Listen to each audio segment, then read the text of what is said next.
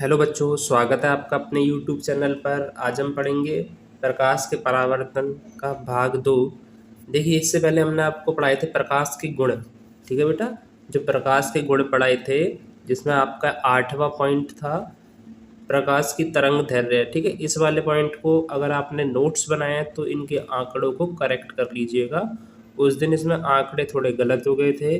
प्रकाश की तरंग दैर्ध्य 4000 एंगस्ट्रॉम से 8000 एंगस्ट्रॉम तक होती है। अगर आपने नोट्स बनाए हैं तो इनको करेक्ट कर लीजिएगा।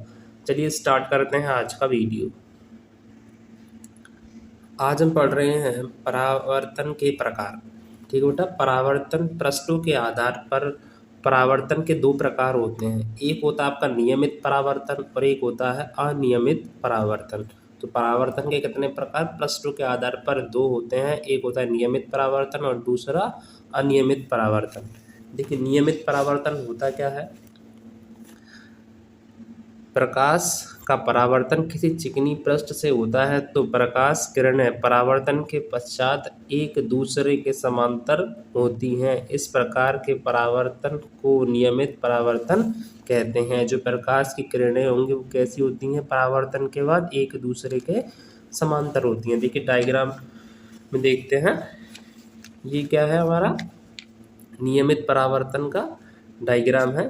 ये क्या है हमारा एक दर्पण है। ये क्या एक चिकनी सतह है। इस पर जब प्रकाश की किरणें आपतित होती हैं, तब आपतित होंगी तो परावर्तन के बाद ये किरणें कैसे हो जाती हैं, इन किरणों के समांतर हो जाती हैं। जो किरणें हैं वो एक दूसरे के कैसी हो जाती हैं, समांतर हो जाती हैं। तो इसे ही हम क्या कहते हैं, नियमित परावर्तन कहते हैं।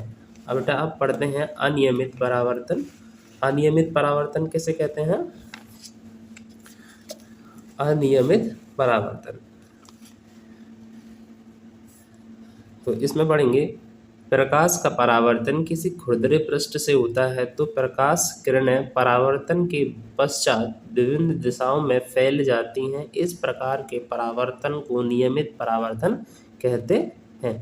जब प्रकाश का क्या होता है, किसी खुरदरी सतह से परावर्तन होता है तो प्रकाश की किरणें विभिन्न दिशाओं में फैल जाती हैं। इसी को हम क्या कहते हैं, अनियमित परावर्तन कहते हैं। जैसे कि ये क्या है, एक खुरदरा पृष्ठ है।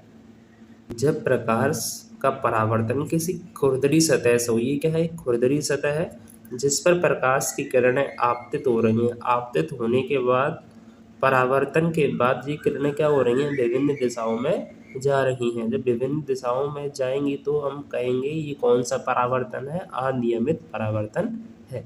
और नियमित परावर्तन में क्या हो, समांतर जाती हैं प्रकाश की किरणें परावर्तन के बाद। लेकिन अनियमित परावर्तन में जो प्रकाश की किरणें होती हैं वो विभिन्न दिशाओं में फैल जाती हैं। तो ये हो गया आपका अनियमित परावर्तन। प्रकाश किरण के बारे में, जब प्रकाश एक सरल रेखा में गमन करता है तब प्रकाश के पथ को ही प्रकाश किरण कहते हैं। प्रकाश क्या करता है, एक सरल सीधी रेखा में इस प्रकार से गति करता है।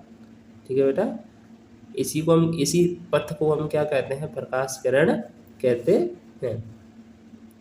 प्रकाश किरणों के समूह को प्रकाश पुंज कहते हैं। जब प्रकाश क्या करे, ये समूह के रूप में चले। ठीक है, समूह मतलब इकट्ठे किरणें आपस में चले तब उसे क्या कहेंगे, प्रकाश पुंज कहते हैं। प्रकाश पुंज 3 प्रकार के होते हैं। कितने प्रकार के होते हैं बेटा प्रकाश पुंज, 3 प्रकार के। एक आता है अभिसारी प्रकाश पुंज, दूसरा अपसारी प्रकाश पुंज और तीसरा समांतर प्रकाश पुंज। तो हम पढ़ेंगे अभिसारी प्रकाश पुंज के बारे में। अभिसारी प्रकाश पुंज, अभिसारी प्रकाश पुंज क्या होता है,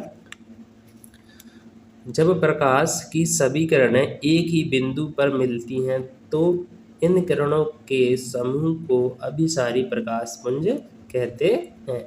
जब क्या हो, प्रकाश कहीं से आ रहा हो, ठीक है, तो क्या हो, एक ही बिंदु पर आकर के एकत्रित हो, उसी को हम क्या कहते हैं, अभिसारी प्रकाश पुंज कहते हैं। देखिए इस प्रकार से प्रकाश की किरणें आकर के एक ही बिंदु पर मिल रही हैं, इसी को हम क्या कहते हैं, अभिसारी प्रकाश पुंज कहते हैं।